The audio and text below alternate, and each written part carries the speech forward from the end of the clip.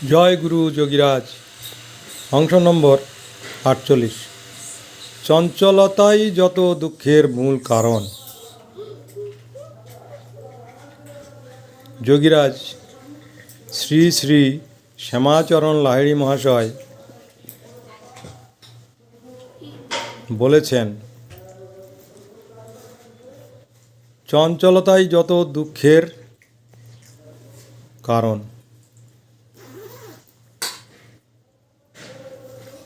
আমাদের মনের কিন্তু দুটি অবস্থা, এক স্থির, দুই চঞ্চল।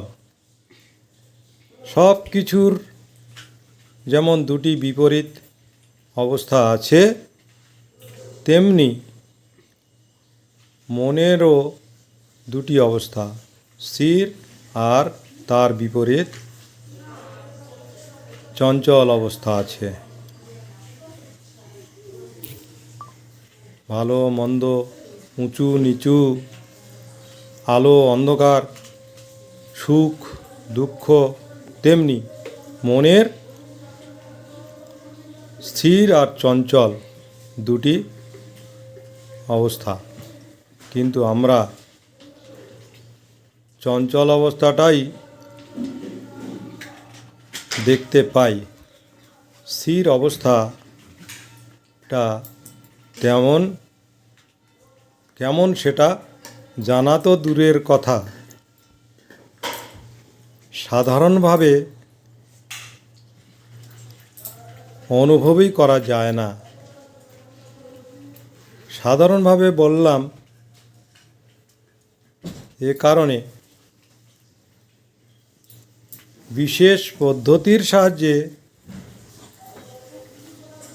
মনকে শান্ত বা স্থির করতে পারলে সেই স্থির অবস্থার অনুভূতি বা অনুভব হয়। অন্য কোনোভাবেই তা অনুভব করা যায় না। যখন স্থিরের অনুভব হয় তখন আর দুঃখ থাকে না, সর্বদা সুখের আনন্দ অনুভূত হয়। তাই পাগল চারণ কবি মনের স্থির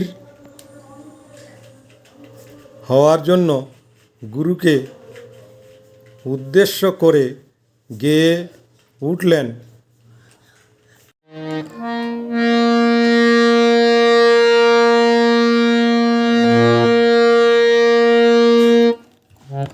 আমি বসে আছি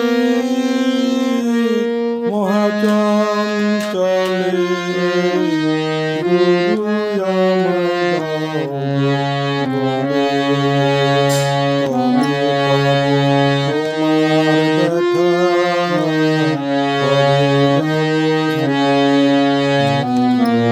আমি বসে আছি মহাচঞ্চলে, তুমি বলেছ আছো আমার মাঝে, আমি তোমায় পাই না কেন খুঁজে। বলেছ আছো আমার মাঝে, আমি তোমায় পাই না কেন খুঁজে। আমি অন্তরে খুঁজি, বাইরে খুঁজি, আমি মন্দিরে খুঁজি, বাইরে খুঁজি, কবে যাব স্থিরে আমায় দাও গো বলে।